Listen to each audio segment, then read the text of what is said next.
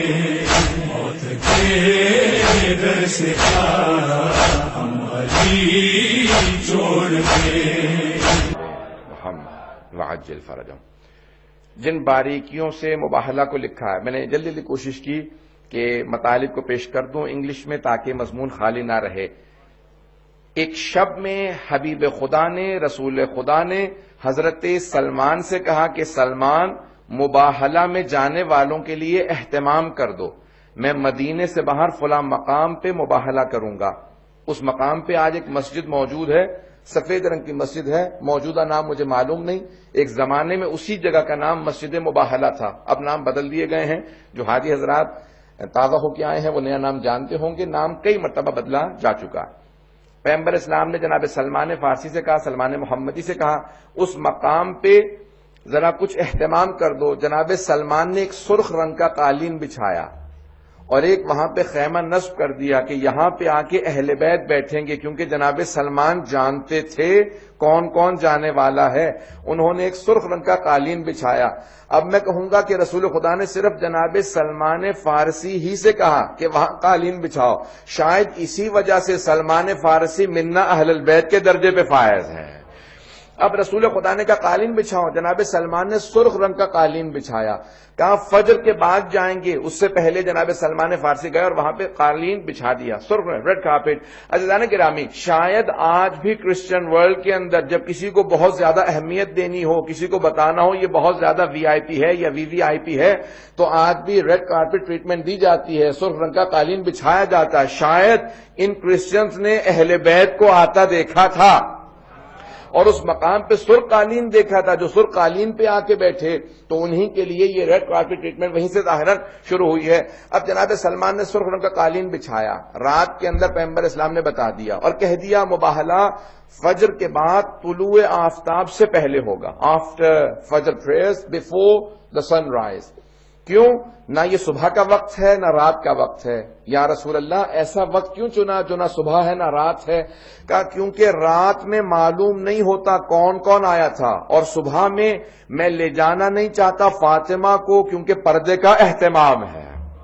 اگر میں بات واضح کر پایا ہوں کہ اس اہتمام کے ساتھ لے کے جانا چاہتا ہوں کیونکہ سیدہ جا رہی ہیں تو میں نہیں چاہتا کہ دن ہو، لیکن میں چاہتا ہوں کہ لوگ دیکھ لیں کہ کون کون آیا تھا. 5 آئے تھے، بس سب نے دور سے دیکھا. عزیزان گرامی دیکھیں، اب بحث ہے معرفت سے.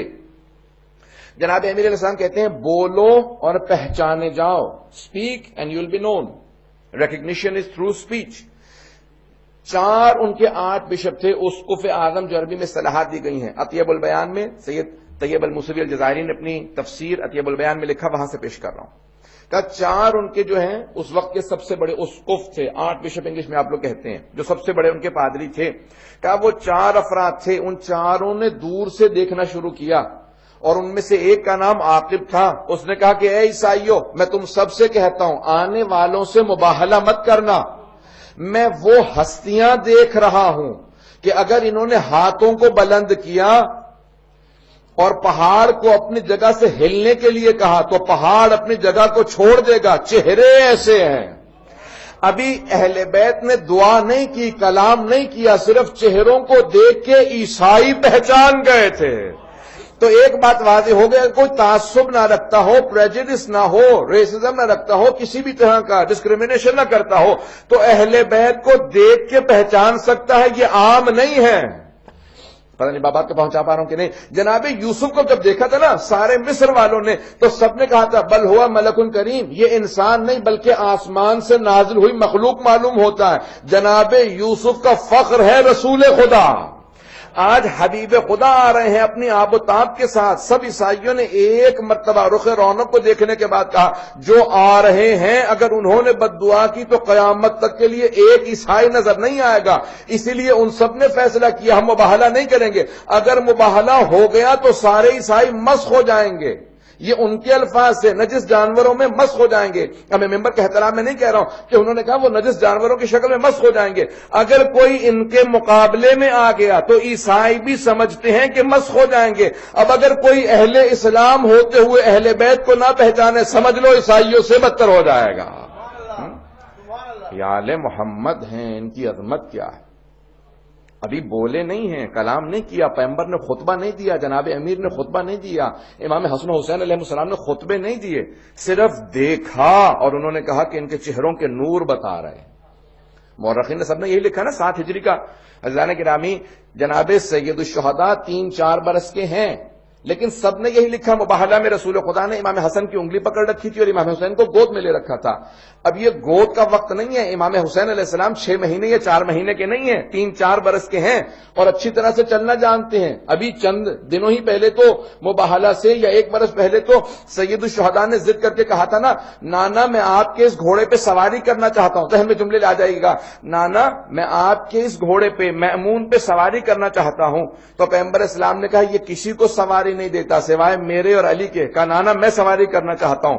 تو جناب سید الشہداء اتنا اصرار کر کے صحابہ کو سمجھا رہے ہیں میں وہ ہوں جو رسالت سے اپنی بات کو منواتا ہوں۔ فوراً جناب ختمی مرتبت نے گود میں لیا، چوما، بہت پیار کیا اور فوراً اسی اپنی سواری پہ جناب سید الشہداء کو بٹھایا، کچھ دور ہٹے اور دیکھنے کے بعد بس ایک جملہ کہا میرا بیٹا بہت خوبصورت لگ رہا ہے اور بہت مسکرائے۔ صحابہ کہتے ہیں اتنا پیغمبر اسلام مسکرائے کہ آپ کے دندان مبارک نظر آنے لگے، آپ کے چہرے سے چمک آنے لگی، پھر اچانک زار و قطار رونے لگے، اتنا روئے کہ آپ کی پورے ریش مبارک تر ہو گئی۔ تو صحابہ نے کہا مایوبکی کا یا رسول اللہ، آپ کو کس چیز نے رلا دیا یا رسول خدا؟ کہا کل یہی میرا نواسا ہوگا، یہی سواری ہوگی، لیکن مدینہ نہیں کربلا ہوگا۔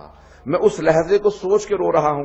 تو ابھی جناب سید الشہداء یعنی چلنے پھرنے کے مطابق اور سب چیز یعنی اتنے بچپنے میں نہیں ہے کہ آغوش میں ہوں، لیکن پیغمبر اسلام سارے ان عیسائیوں کو، مسلمانوں کو پیغام دے رہے ہیں جو رسالت جس کے ناز اٹھائے اسے حسین ابن علی کہتے ہیں، کیونکہ اسی مباہلہ کے فوراً بعد تاریخ محرم کی آئیں گی جہاں حسین قربانی دے کے پورے دین کی حفاظت کریں گے۔ تو آج پیغمبر اسلام آغوش میں لے جا کے بتا رہے ہیں کہ یہاں نازش اٹھانا مقصود تھا، حسین کی نازش کرنا مقصود تھا تاکہ واضح ہو سکے حسین ابن علی کون ہے۔ بس بھی آئیں جملے کو آخری پیش کروں گا، میرے پاس وقت ہے تھوڑا سا، اگر آپ لوگ زحمت کریں گے تو میں مطالب کو آگے بڑھاؤں گا۔ عزیزان گرامی، ختمی مرتبت آئے، میدان مباہلہ میں پہنچے۔ اب میں چند جملے 1-2 بزرگ خطباء کے ہیں پیش کرنا چاہتا ہوں کہ رسول خدا جب چل رہے تھے تو آپ جب قدم اٹھاتے تھے، جہاں آپ کے قدم جاتے تھے وہیں پہ جناب سیدہ کے قدم آتے تھے۔ میں اپنے انداز سے کہوں، جہاں جہاں رسالت کے قدم آتے تھے عصمت کے قدم بھی وہیں پہ جاتے تھے اور امامت کے قدم انہیں چھپاتے تھے۔ جناب سیدہ دونوں کے بیچ میں چل کے یہ بتا رہی ہیں کہ رسالت و امامت کے درمیانی واسطے کا نام فاطمۃ الزہرا ہے۔ اللہم صلی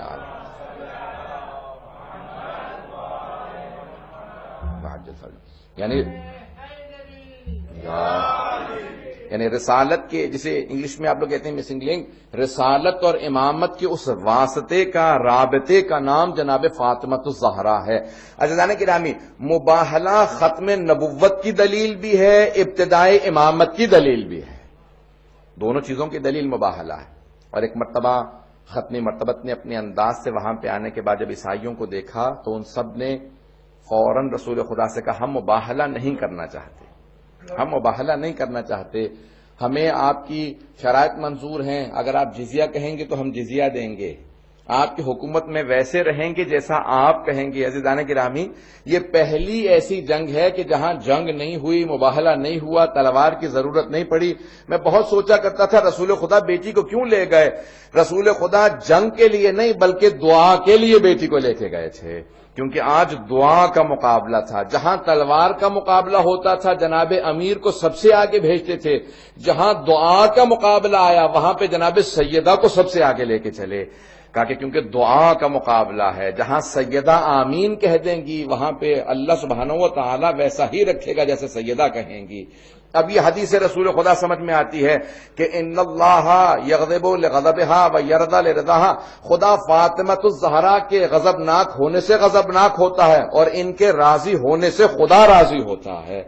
اب پیغمبر اسلام کی حدیث سمجھ میں آتی ہے کہ اگر سمجھنا چاہیں صحابہ رسول میں کون کون رضی اللہ عنہ ہے، دیکھ لیجئے کس کس سے جناب سیدہ راضی ہے۔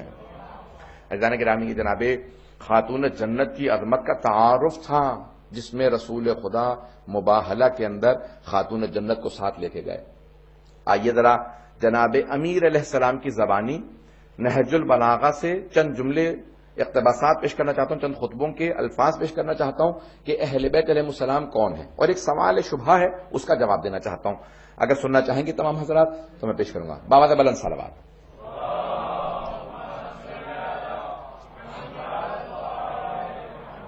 وعجل فرجهم۔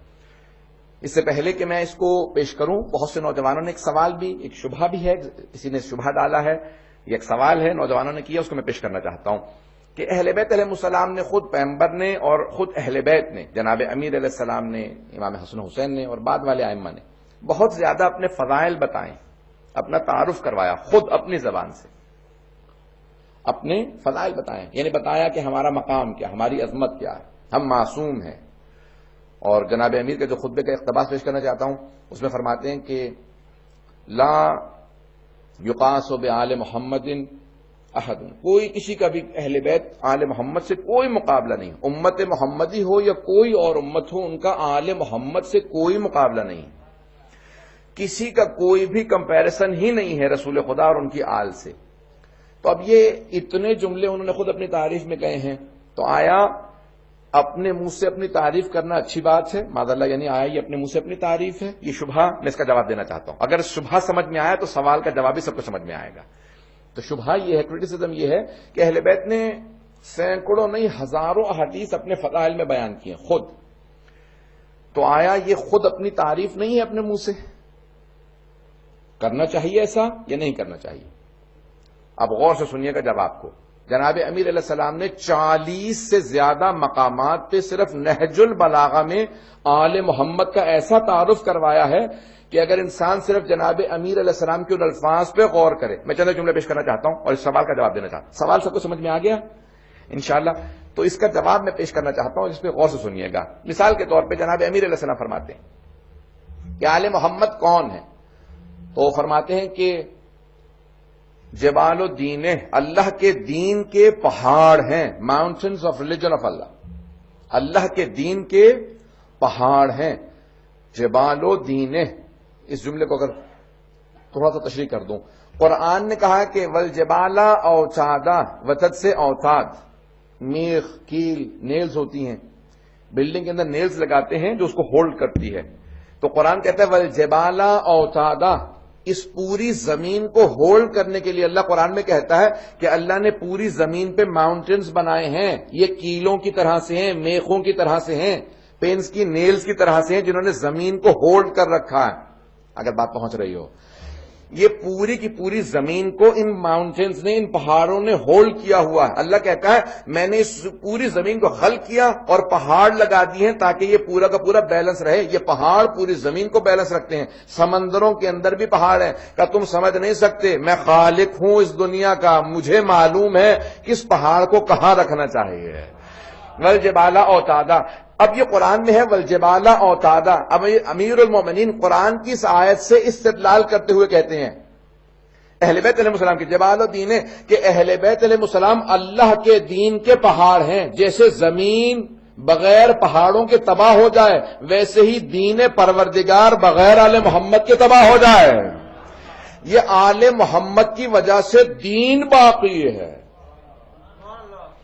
پھر دوسرے مقام پہ فرماتے ہیں اسی خطبے کے اندر، خطبہ نمبر 2 ہے، اور دوسرے مقام پہ خطبہ نمبر 109 کے اندر پھر فرماتے ہیں کہ اللہ نے جب جب چاہا دین کو زندہ کرے، جب جب چاہا علم کو زندہ کرے تو آل محمد کے ذریعے علم کو زندہ کیا، اور جب جب چاہا جہالت کو موت دے تو جہالت کو موت بھی آل محمد کے ذریعے دی۔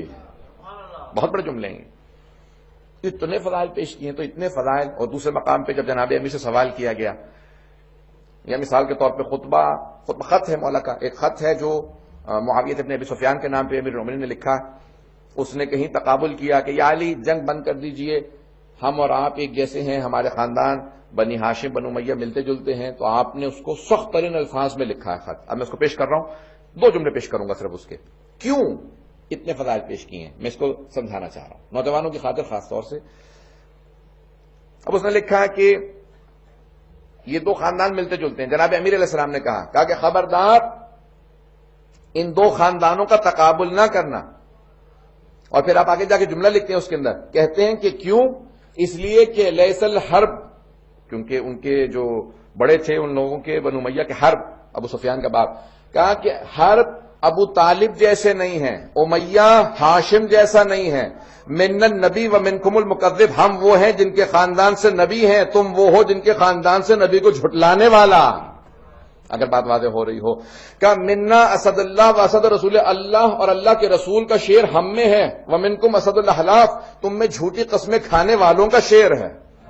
پھر دوسرے مقام میں فرماتے ہیں کہ منا سیدۃ النساء العالمین، پوری کائنات کی ملکہ فاطمہ الزہرا ہم میں سے ہیں، ومنکم حمالۃ الحطب، وہ جو اس کی پھوپھی تھی ام جمیل، کہا کہ اور حمالۃ الحطب تم میں سے ہے۔ تو مولا نے بے انتہا اس کے اندر فضائل اہل بیت پیش کیے۔ اور ایک جملہ آخری پیش کر دوں کہ منا سیدہ شباب اہل الجنہ، ہم وہ ہیں جن کے خاندان سے جوانان جنت کے سردار حسن و حسین ہیں، ومنکم صبیۃ النار، اور تم میں جہنم کے بچے، یہ یزید کی طرف اشارہ ہے۔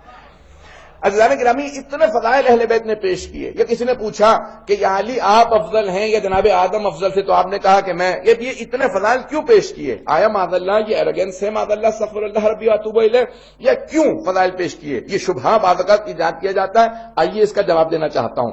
جواب بہت سے ہو سکتے ہیں، میں صرف 2 جواب پیش کروں گا اور انشاءاللہ سب کی توجہ اپنے ساتھ چاہوں گا۔ توجہ لوگوں کی میرے ساتھ ہے؟ اب آئیں ذرا 2 جواب پیش کرنا چاہتا ہوں۔ ایک خود فرمان معصوم سے پوچھا یا علی آپ افضل ہیں یا آدم، تو آپ نے فوراً کہا تزکیۃ المرء لنفسہ قبیح، ایک مرد کا اپنے منہ سے اپنی تعریف کرنا قبیح شمار ہوتا ہے، برائی شمار ہوتا ہے، اچھی بات نہیں ہے۔ لیکن قرآن کہتا ہے کہ وَأَمَّا بِنِعْمَتِ رَبِّكَ فَحَدِّثْ، اے میرے حبیب اللہ نے جتنی نعمتیں آپ کو دی ہیں ان سب کا تذکرہ کیجئے۔ کہ اس لیے نہیں کہہ رہا کہ کیونکہ میں اپنے تکبر کا اظہار کر رہا ہوں، بلکہ یہ اللہ کی ہم پہ نعمت ہے، اس نے ہمیں ایسا بنایا۔ اگر بات واضح ہو گئی ہو تو کہا اس لیے نہیں کہ ہم کبر کر رہے ہیں، تکبر، بلکہ اس لیے کہ اللہ کی یہ ہم پہ نعمت ہے۔ عزیزان گرامی، معصوم اور غیر معصوم میں فرق یہی ہوتا ہے، اگر غیر معصوم کے پاس کوئی چیز آ جائے تو وہ اس پہ فخر کرنے لگتا ہے، معصوم اپنے تعارف کے لیے ان چیزوں کو پیش کرتے ہیں۔ اگر بات واضح ہوئی ہو، ایک ان پہ یہ اللہ کی نعمت ہے کہ اللہ نے ان کو اتنے فضائل دیے۔ دوسرے علماء کہتے ہیں کہ بے انتہا لوگ بعض اوقات روز قیامت شکوہ کریں گے کہ ہم آل محمد کو پہچان نہیں سکے، تو وہ خود اپنی زندگی میں ہمیشہ کبھی کسی کو مہلت نہیں دیتے تھے کہ روز قیامت تم یہ نہ کہنا ہم پہچانتے نہیں تھے، وہ خود اپنا تعارف کروا کے بتاتے تھے، پہچان لو میں علی ہوں، میرا علم کا مقام یہ ہے، میری شجاعت کا مقام یہ ہے، قرآن میں کون کون سی آیات میرے لیے آئی ہیں، جناب سیدہ کا مقام کیا، حسن حسین کا، یہ تعارف کروا کے کسی کو مہلت نہیں دیتے تھے کہ روز قیامت کوئی خدا کی بارگاہ میں کہے انہوں نے تعارف ہی نہیں کروایا کہ ہم پہچان پاتے ان کا مقام کیا، کہ انہوں نے اپنا تعارف کروایا، مسلسل تعارف کروایا۔ جناب سید الشہداء سب 72 شہید ہو چکے ہیں، آپ کے اصحاب شہید ہو چکے، بھائی شہید ہو چکے، بیٹے شہید ہو چکے، اس کے باوجود ایک مرتبہ، آخری مرتبہ اتمام حجت کی خاطر کہہ رہے ہیں تم روز قیامت خدا کی بارگاہ میں شکوہ نہیں کر سکتے میں نے تعارف نہیں کروایا تھا، میرے سر پہ میرے جد رسول خدا کا امامہ ہے، یہ سواری رسول خدا کی ہے، یہ آبا قبا رسول خدا کی ہے۔ سارا مجمع رونے لگا۔ پھر آپ نے پھر کہا تم عنقریب پھر بھی مجھے مار دو گے، میں نے تعارف کروا دیا ہے تاکہ تم میں سے کوئی یہ کہنے لائق نہ رہے کہ ہم جانتے نہیں تھے حسین ابن علی کون ہے، تم جانتے ہو، اب اگر تم مجھے پھر بھی مارتے ہو پھر تم گنہگار ہو، گناہ کبیرہ کے مرتکب ہو، اور مجھے اپنے سے زیادہ تم پہ ترس آ رہا ہے کیونکہ میں تو موت سے ڈرتا نہیں ہوں، میرے لیے آخرت میں جنت ہی جنت ہے، میں تم پہ اس لیے ترس کھا رہا ہوں۔ اور یہ جملہ کہا نا کہ میں دور جانا چاہتا ہوں، میں دور چلا جاؤں گا، میں ہند چلا جاؤں گا، لفظ موجود ہیں، میں دور چلا جاؤں گا کیونکہ میں نہیں چاہتا کہ امت محمدی میں وہ مسائل آئیں جو قتل حسین کی وجہ سے ان کے ہاتھ جب آلودہ ہو جائیں گے تو اللہ کن کن چیزوں میں انہیں مبتلا کر دے گا۔ اور ہوا، وہی سب کچھ ہوا، ان سب کے سامنے آیا کہ انہوں نے اتنا بڑا، جب وہ اتنے بڑے گناہ کے مرتکب ہو گئے۔ عزیزان گرامی، اہل بیت اپنا تعارف کرواتے رہے، مسلسل تعارف کروایا، آل محمد نے تعارف کروایا۔ میں ایک صرف پہلو کو پیش کرنا چاہتا ہوں، میرے پاس 5-6 منٹ 7 منٹ ہیں، اس کے بعد اندر ہی بات کو مکمل کروں گا۔ صرف ایک فضائل کی اور پھر چند جملے مسائل کے، کیونکہ یہ آخری جشن ہے تو چند جملے میں صرف پیش کروں گا آخر میں۔ جانتا ہوں جشن ہے، مسائل کے نہیں، لیکن کیونکہ محرم قریب ہے اس لیے 2 جملے پیش کروں گا آخر میں دعا کے لیے۔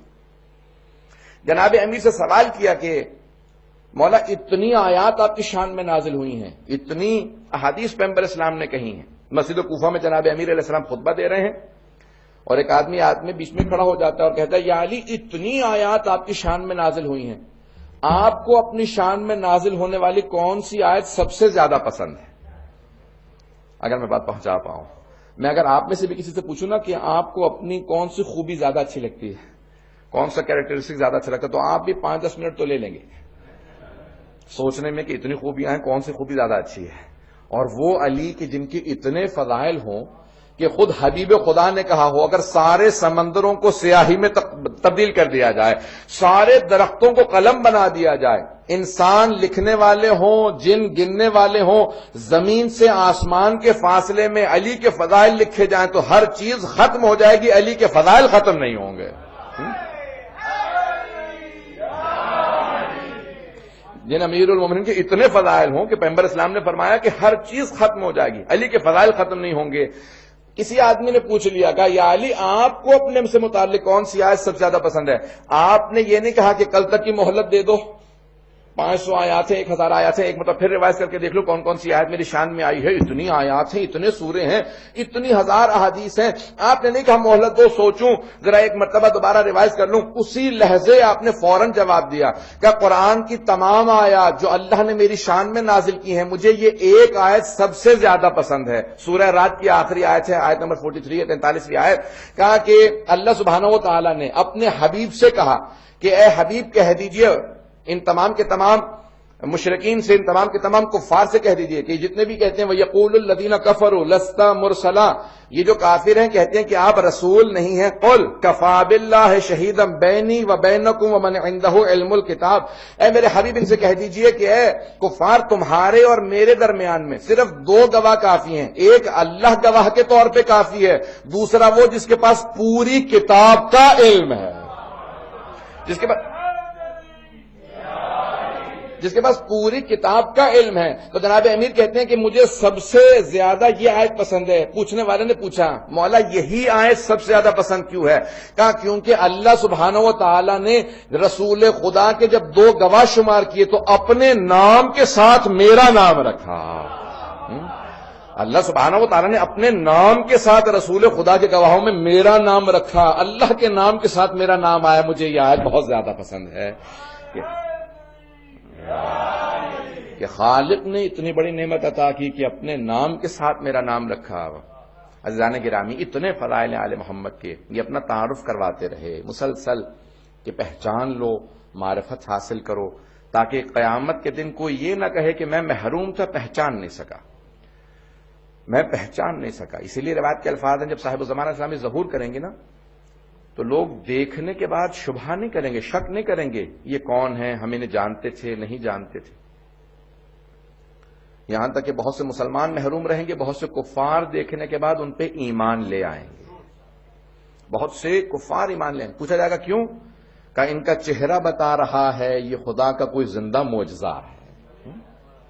عزیزان گرامی، کبھی اپنے ذہن میں یہ بہت سے نوجوان کہتے ہیں ہم پہچانیں گے کیسے؟ کوئی جھوٹا دعویٰ کرے گا۔ عزیزان گرامی، جھوٹا دعویٰ کرنے والا بڑا واضح سا آدمی ہوتا ہے، اور جو مہدی برحق ہو، جو خداوند متعال کی حجت ہو، ممکن ہی نہیں ہے کہ آپ اور میں نہ پہچانے، ممکن ہی نہیں ہے۔ بات پہچاننا نہیں ہوگی، بات ہے اطاعت کی۔ جب پہچان لیں تو پھر اسی راستے پہ چلیں جس پہ امام علیہ السلام کا ہے۔ عزیزان گرامی، پنجتن کا تعارف پیغمبر اسلام نے متعدد مرتبہ کروایا۔ کبھی جناب امیر کا بازو تھاما اور کہا کہ من کنت مولا فہذا علی مولا، اور اسی انداز سے جناب سیدہ کا بھی تعارف کروایا۔ صحابیات کا مجمع، ساری خواتین بیٹھی ہیں اور ایک ام المومنین راویہ، وہ کہتی ہیں کہ میں نے خود دیکھا پیغمبر اسلام نے بازو تھام کے کہا ہذہ فاطمہ، میرے فوراً ذہن میں غدیر کا میدان آیا کہ وہاں علی کا تعارف کروایا تھا، وہ ولی اللہ ہے، یہ ولیت اللہ ہے، فاطمہ امام نہیں ہے، نبی نہیں ہے۔ وقت تمام ہو چکا ہے۔ عزیزان گرامی، یہ آخری محرم سے پہلے خوشی ہوتی ہے، پھر 2 مہینے 2.25 مہینے آپ لوگ غم کے مناتے ہیں۔ جب یہ آخری خوشی کا لحظہ آتا ہے نا تو میری عجیب و غریب کیفیت سی ہونے لگتی ہے کہ پروردگارا اب ہم میں سے کون کون آئندہ خوشی کے لیے 2-2.5 مہینے بعد ہو، کون نہ ہو۔ اور جب آخری خوشی ہوتی ہے نا تو یہ خوشی جسے ہم لوگ عید کہتے ہیں، عید میلاد النبی، عید غدیر ہے، عید الفطر ہے، عید الاضحیٰ ہے، عید دہب الارض ہے، عید نیمہ شعبان ہے اور یہ عید مباہلہ، تو یہ آخری عید ہے، عید پہ سب عیدی مانگتے ہیں، تو ہم بھی خدا کی بارگاہ میں کہتے ہیں پروردگارہ ہمیں عیدی عنایت فرما، ہمیں ہمارے امام کی زیارت نصیب فرما، پروردگارہ ہمیں عیدی عنایت فرما، ہمارے گناہان کبیرہ و صغیرہ معاف فرما، پروردگارہ ہمیں عیدی عنایت فرما۔